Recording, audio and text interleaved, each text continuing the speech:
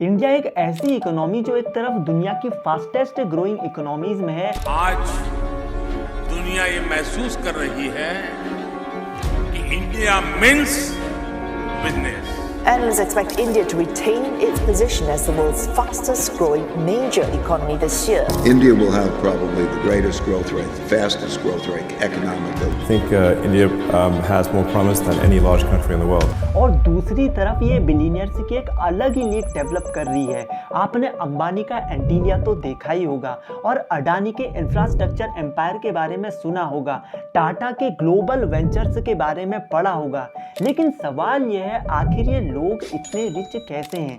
क्या इनकी सक्सेस सिर्फ उनका लक है या फिर पूरी एक स्ट्रेटजी का नतीजा? सोचिए, 2028 तक इंडिया के अल्ट्रा रिच इंडिविजुअल्स का नंबर 50% तक बढ़ने की उम्मीद है। India's ultra rich club is growing at a fastest clip than ever before to 50% by 2028. मतलब ये लोग जो कर रहे हैं वो सिर्फ उनका पैसा ही नहीं बढ़ा रहा है बल्कि इंडिया के इकोनॉमिक इंजन को भी बूस्ट कर रहा है। लेकिन इनके और हमारे बीच का फर्क क्या है? अगर आप भी सोचते हैं कि ये सिर्फ उन्हीं लोगों की कहानी है तो आप गलत हैं। ये उन स्ट्रेटजीज की बात है जो हर इंसान अपनी लाइफ में यूज कर सकता है।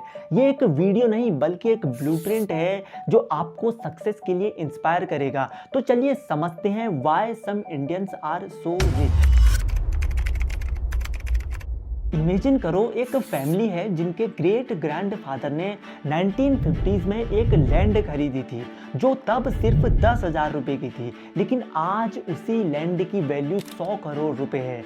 ये है जनरेशनल वेल्थ की पावर। अब सवाल ये आता है, आखिर क्या है जनरेशनल वेल्थ? जनरेशनल वेल्थ का मतलब होता है वो प्रॉपर्टी, इन्वेस्टमेंट्स, बिजनेसेस या फाइनेंशियल रिसोर्सेज जो एक जनरेशन से दूसरी जनरेशन तक पास होती हैं। ये सिर्फ पैसा नहीं होता बल्कि माइंडसेट और फाइनेंशियल लिटरेसी भी होती है। एग्जाम्पल के लिए देखा जाए तो टाटा ग्रुप्स की शुरुआत जमशेदजी टाटा ने की थी जो मेटल्स और टेक्सटाइल में इन्वेस्ट किया करते थे। टाटा सन्स आज इंडिया के सबसे बड़े ग्रुप्स में से एक है। धीरूभाई अंबानी ने भी रिलायंस की शुरुआत एक छोटी ट्रेड कंपनी से की थी जो आज इंडिया के रिचेस्ट फैमिली में से एक है। आपको ये जानना चाहिए कि वेल्दी फैमिलीज अपने बिजनेसेस एक लॉन्ग टर्म लेगेसी के तौर पर एस्टेब्लिश करती हैं जो जनरेशंस तक चलता है। Wadia group, Godrej group, Bajaj group, ये ऐसी कंपनीज हैं जो अपने बिजनेसेस को एक लॉन्ग टर्म ग्रोथ पर फोकस करवाती हैं। 2024 फॉर्च्यून इंडिया की एक रिपोर्ट के मुताबिक इंडिया के 185 बिलियनियर्स की combined wealth approximate 99.86 lakh crore है जो इंडिया की पूरी जीडीपी का 33.81% है। ये वेल्थ काफी हद तक जनरेशनल है क्योंकि इनमें से मेजॉरिटी बिजनेसेस पुरानी जनरेशंस के इन्वेस्टमेंट से ग्रो हुए हैं। द इकोनॉमिक टाइम्स की एक और रिपोर्ट ये कहती है कि 2023 में इंडिया की 40% वेल्थ इंडिया के टॉप 1% पीपुल्स के पास थी जो 1961 के बाद सबसे अधिक है। ये समझना जरूरी है कि एक जनरेशन अपने रिसोर्सेज को अगर वाइजली मैनेज करती है तो ये अगली कई जनरेशंस के लिए एक स्ट्रॉन्ग फाउंडेशन बन सकती है। लेकिन अगर इस वेल्थ का केयरलेसली यूज किया गया तो कुछ ही सालों में सब कुछ बर्बाद हो सकता है। जनरेशनल वेल्थ कोई भी क्रिएट कर सकता है लेकिन इसके लिए सही प्लानिंग, डिसिप्लिन और एक स्ट्रॉन्ग माइंडसेट की जरूरत होती है। तो आइए आगे बात करते हैं उन अपॉर्चुनिटीज की जो बिलियनियर्स एक्वायर करते हैं और हम उन अपॉर्चुनिटीज से डरते हैं। एक जमाना हुआ करता था जब धीरूभाई अंबानी पेट्रोल पंप पर काम किया करते थे, लेकिन आज उनका परिवार दुनिया की रिचेस्ट फैमिलीज में से एक है। आखिर ये कैसे पॉसिबल हुआ? क्योंकि उन्होंने अपॉर्चुनिटीज को पहचाना और उनका फायदा उठाया। अब सवाल ये उठता है कि अपॉर्चुनिटीज का मतलब क्या है? अपॉर्चुनिटी का मतलब होता है वो मोमेंट्स या फिर वो सिचुएशंस जिसमें कोई इंसान अपनी स्किल्स, नॉलेज या रिसोर्सेज का यूज करके ग्रोथ अचीव कर सकता है। वेल्दी लोग सिर्फ एग्जिस्टिंग सिस्टम को ही फॉलो नहीं करते बल्कि नए और इनोवेटिव आइडियाज लेकर आते हैं जो उनको और यूनिक बनाते हैं। अब समझते हैं कि अपॉर्चुनिटीज अपॉर्चुनिटीज का फायदा कैसे उठाया जाता है, मार्केट गैप्स को समझना। सक्सेसफुल लोग देखते हैं कि मार्केट में क्या चीज मिसिंग है या कहां किस चीज की डिमांड है। बेसिकली सक्सेसफुल लोग मार्केट में एक लूप होल ढूंढते हैं और उस पर काम करते हैं। एग्जाम्पल के लिए फ्लिपकार्ट फाउंडर्स सचिन बंसल और बिन्नी बंसल ने देखा कि इंडिया में ऑनलाइन शॉपिंग काफी लिमिटेड थी। उन्होंने एक सिंपल ई कॉमर्स प्लेटफॉर्म से स्टार्ट किया, जिसे बाद में वॉलमार्ट ने $16 बिलियन में एक्वायर किया। रिस्क टेकिंग, वेल्दी लोग कैलकुलेटेड रिस्क लेने से नहीं डरते हैं। बिना रिस्क के कोई भी बड़े रिवॉर्ड अचीव नहीं किए जा सकते। गौतम अडानी ने इंफ्रास्ट्रक्चर और रिन्यूएबल एनर्जी जैसे हाई रिस्क सेक्टर्स में इन्वेस्ट किया, जो आज पूरा अडानी एम्पायर बन चुका है। टाइमिंग का इंपॉर्टेंस, वेल्थ क्रिएशन में सही टाइम पर सही डिसीजन लेना बहुत ज्यादा जरूरी होता है। जियो का लॉन्च तब हुआ जब इंडिया में अफोर्डेबल इंटरनेट की डिमांड जोरों से थी और इस अपॉर्चुनिटी को रिलायंस ने एक परफेक्ट टाइम पर कैप्चर किया। उसके बाद तो जियो ने भारत में कैसे पैर पसारे ये तो हम सब जानते ही हैं।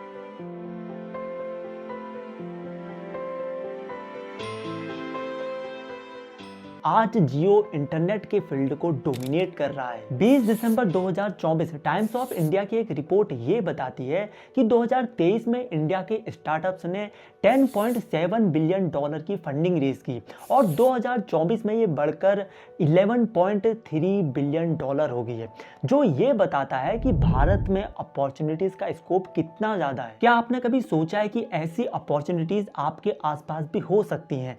आप उन अपॉर्चुनिटीज को मिस कर रहे हो। वेल्दी लोग वही होते हैं जो अपने विजन और एक्शंस के बल पर इन अपॉर्चुनिटीज को ग्रैब करते हैं। अपॉर्चुनिटीज हर किसी के पास आती हैं, बस उन्हें समझकर ग्रैब करने की जरूरत होती है। क्या आप तैयार हो अपनी अगली बड़ी अपॉर्चुनिटी के लिए?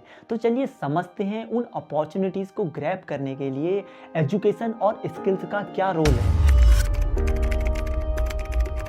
आपने सुना होगा कि education is the key to success, लेकिन क्या सिर्फ डिग्री लेना ही सक्सेस का फॉर्मूला है? आज हम देखते हैं कि मार्केट में ट्रेडिशनल एजुकेशन नहीं बल्कि प्रैक्टिकल स्किल्स और फाइनेंशियल लिटरेसी ही वेल्थ क्रिएट करती हैं। एजुकेशन सिर्फ इंफॉर्मेशन देने का जरिया नहीं है, बल्कि ये आपको वर्ल्ड के चैलेंजेस के लिए प्रिपेयर करती है।